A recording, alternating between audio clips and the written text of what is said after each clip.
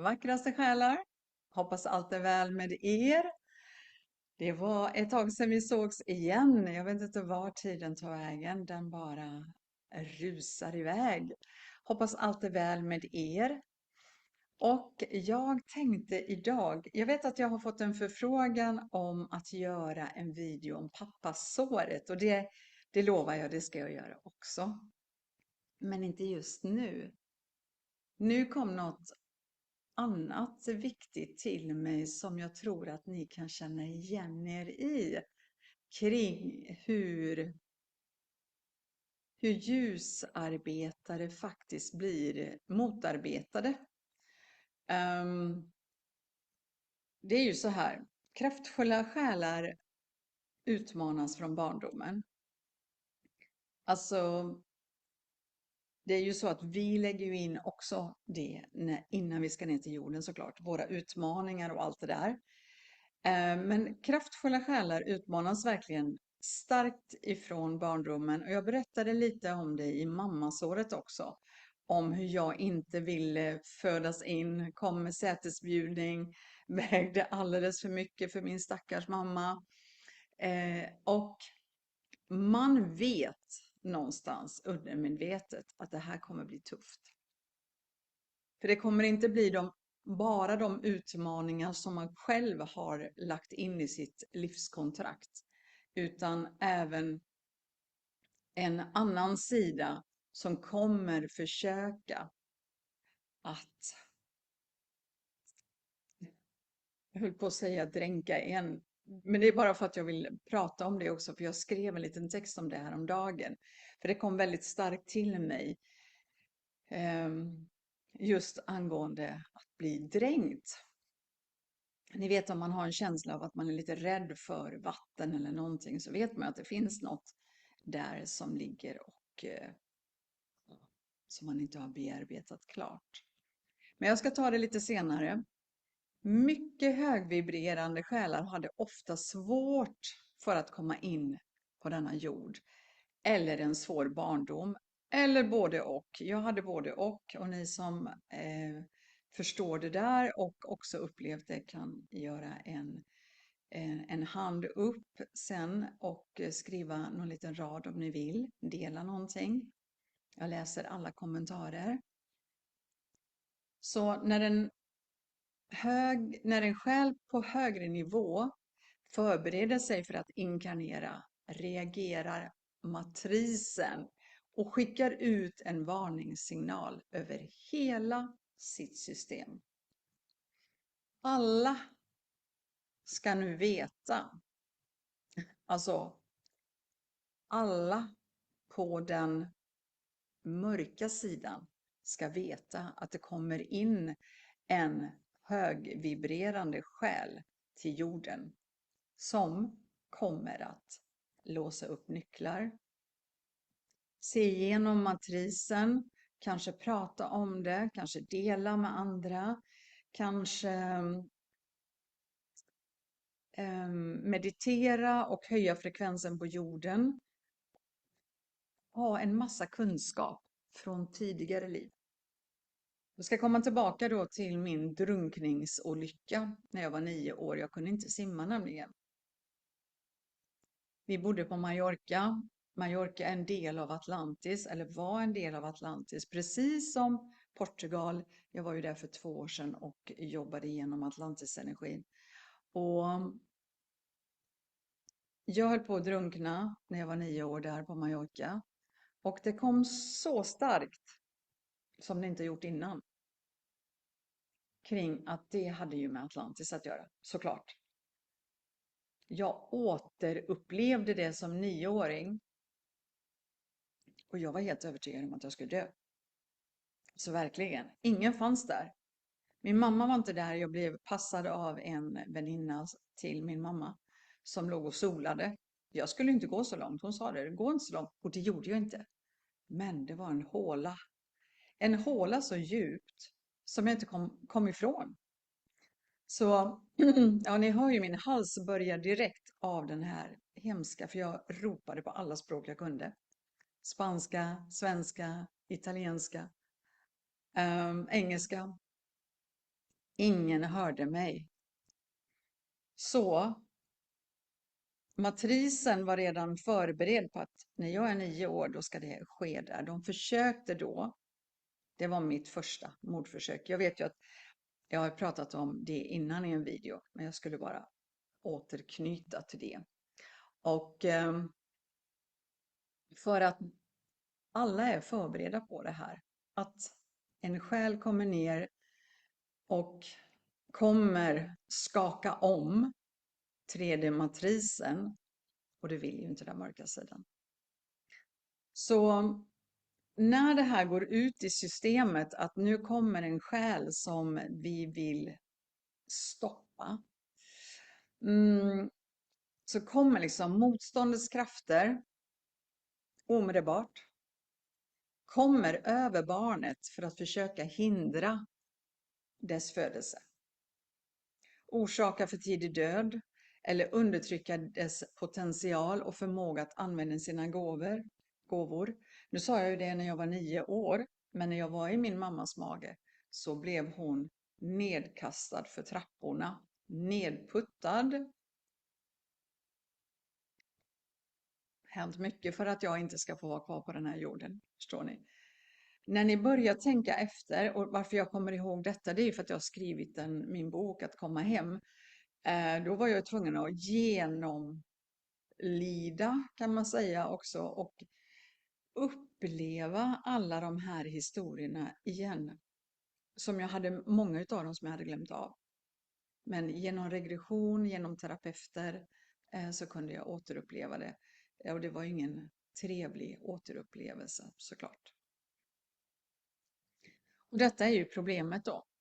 Att du kommer inte ihåg från början vem du verkligen är. Men de mörka krafterna vet exakt vem du är och de vill inte ha dig här. Varje kraftfull själ bär en frekvens som stör deras kontroll. Vilket är anledningen till att så mycket ansträngning läggs på att dämpa det ljuset. Väldigt, väldigt mycket. Och det är inte bara de här gångerna, utan ni vet ju, jag har ju berättat, jag har varit ganska öppen med att berätta att jag varit vid flera tillfällen som de har försökt att få bort mig. Och säkert många utav er också. Ni kanske bara, aha, den gången, nu förstår jag. Så jag hoppas att det här kan hjälpa dig på din väg kring att förstå att du är inte ensam i det här. Och du inbillar dig inte. Det vill jag säga. Du inbillar dig inte. Så på utsidan kan detta visa sig som komplikationer under graviditeten eller förlossningen. Jag hade ju både och, självklart. Barnet kan födas i mycket svåra miljöer. Hon som pötte ner min mamma, det var ju min pappas fru ifrån Italien som kom dit med buller och bång. Så man kan födas in i mycket svåra miljöer utformade för att försämra eller begränsa eller både och så mycket som möjligt. Och vi var ju alltid på flyttande fot. Det är därför jag är en globetrotter, tror jag. Vi var ju aldrig på samma ställe i flera veckor utan vi flyttade runt. Min pappa var musiker så vi var där jobb fanns för honom. Så systemet, de negativa entiteterna läser sårbarheter och svaga punkter med precision och riktar sig sedan obevekligt mot dem eller så arbetar de genom familjemedlemmar för att skada barnet och maximera traumat.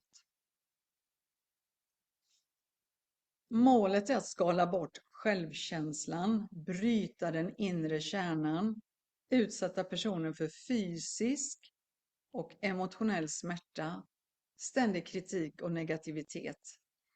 Och jag har märkt nu, ju starkare jag blir i mig själv och har sett igenom allt det här, mycket går de på mina familjemedlemmar. Och jag är inte ensam om det. Jag har en god vän, en nära vän, där de också gick på hennes barn väldigt kraftfullt och även andra.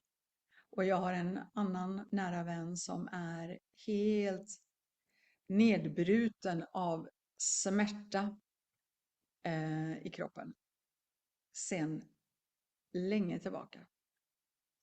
Hon är alldeles för stark. Så det är det. Så det viktigaste för det här systemet, de mörka krafterna eller de negativa entiteterna, är att du slutar älska dig själv. Att du kopplar bort dig från din själ och börjar tro att du inte har något värde. Att du måste leva som alla andra, följa order, inte lita på dig själv eller dina förmågor och ge bort din kraft till andra. Man vill ju att alla ska följa John, eller hur? Ingen ska gå utanför det där. Och många kraftfulla själar kan välja den här hårda resan för att utöka sina erfarenheter till djupare nivåer. Men när du väl sjunker ner i dessa lägre vibrationer inser du ju också snabbt att det inte är så lätt som det verkade uppifrån eller ovanifrån innan du kom ner och tänkte, det där ser man igenom. Men det tar sin tid. För att krafterna motarbetar ju samtidigt som du försöker då höja din frekvens. Så det är ett väldigt så här upp, ner. Ett steg bak, 2 steg fram, 2 steg fram, 3 steg bak. Så hela tiden. Det finns verkligen ingen flyktväg i det här heller. Det är inte alla som klarar det här testet för det är fruktansvärt ansträngande. Och många växer ju upp under sådana förhållanden och väljer fortfarande att utstråla ljus och positivitet. Fast det har varit väldigt, väldigt tufft. Så denna väg är ju som en lotusblomma som växer starka rötter i lerande. Därför jag säger jorder. Det är därför jag kom ner i augusti för att jag skulle bli ett jordtecken. För jag behövde verkligen rota mig ordentligt. Så du behöver få starka rötter ner i Moder Jord och så kämpa dig igenom mörkret och övervinna alla hinder. Och på samma sätt går ju vi på en andlig väg ofta igenom de här tunga upplevelserna innan vi återknyter kontakten med vår sanning. Så om du någonsin känner dig trött, och det vet jag att du gör precis som jag, kom ihåg att detta är den mörkaste timmen före gryningen. Och snart kommer din lotusblomma att stiga upp till ytan. Och man kan ju läsa den symboliskt och psykologiskt, så finns det flera starka budskap i det här. Människor som bär på stor känslighet, kreativitet eller ledarskap möter ju ofta utmaningar tidigt i livet. Alltså, en god vän till mig sa, Leo, att de försöker knäcka dig så här, som ett bin, som en böna på något sätt. Eller jag tänker mig som en jordnöt, ni vet det här skalet runt omkring. För de har knäckt det för att komma åt din kärna. För att du blir misskrediterad och förlöjligad, hatad från alla möjliga håll och kanter. Tills du inte längre orkar. Det är agendan i det hela. Så de här svåra upplevelserna kan verkligen leda till att man tappar kontakten med sitt egenvärde. Och läkningsresan handlar ju om att återknyta sin inre kraft och tillit till sig själv. För mig har ju motgångar blivit en grogrund för visdom, medkänsla och personlig utveckling. Men det har varit en jäkligt tuff resa, måste jag säga. Så många andliga traditioner beskriver ju att en större medvetenhet en själ bär, desto större blir ofta kontrasten mellan dess inre natur och den värld den föds in i. Det är så stora kontraster som man säger, men va? Har jag hamnat fel? Alltså det här ville jag inte välja, varför kom jag hit? Och inte som ett straff såklart, men det blir ju som en del av själva lidandet. Ja, men nu har jag varit på de här planeterna, nu har jag varit i de här konstellationerna, nu ska jag ner till det tunga. Moder Jord i 3D som det är just nu. Och ljuset blir ju synligt först när man möter mörkret, och medkänsla föds ofta ur lidande. Och visdom uppstår sällan i fullständig bekvämlighet. Och det betyder inte att trauma är nödvändigt eller att lidande är bra, men det betyder att människor ibland utvecklar extraordinära egenskaper genom att tvinga sig själv att navigera svåra omständigheter. Så jag tänker, det har varit flera barn som föds med en gåva möts nästan alltid av motstånd. Titta Moses, på tal om Moses så ska vi åka dit i september. Moses stentavlor. Vi ska besöka den platsen där busken brann och berget där Moses tog emot sina stentavlor i våran Egyptenresa. Han sattes ju i en korg på Nilen för att inte Herodes skulle döda alla gossebarn. Han var ju så rädd att någon skulle bli kraftfullare än han själv. Jesus föds ju under hot också från Herodes. Buddha skyddas från världen men måste lämna allt för att finna sanningen. Så i många ursprungskulturer går den blivande shamanen igenom sjukdom, kriser eller sammanbrott innan gåvan kan integreras. Och det är som att berättelserna försöker säga att medvetandet måste prövas innan det kan mogna. Och ur ett psykologiskt perspektiv kan de mörka krafterna också ses som de röster som försöker få oss att glömma vilka vi är. Skammen som säger att vi inte duger, rädslan som säger att vi inte vågar, anpassningen som säger att vi måste vara som alla andra. Kritiken som säger att våra gåvor inte är värdefulla, ni vet. Man är ju väldigt självkritisk också. Och det behöver inte alltid komma från någon yttre entitet. Det kan komma från familjesystem, samhällsstrukturer, gamla sår. Men det intressanta är att många människor som senare blir vägvisare, lärare, konstnärer, healers eller ledare beskriver nästan samma sak. Jag kände mig annorlunda långt innan jag förstod varför. Inte nödvändigtvis bättre än andra, bara annorlunda. Mer känslig, mer intuitiv, mer mottaglig för sådant som inte andra la märke till. Se helhet, se kontraster, se steg som inte andra ser. Och när en sådan person växer upp i en miljö där dessa egenskaper inte förstås, börjar hon ofta tvivla på sig själv.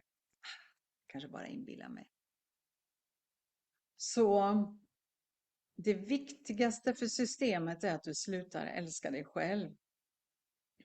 Och det är ju de mörka krafterna. För när människan förlorar kontakten med sitt värde blir hon lättare att styra av rädsla.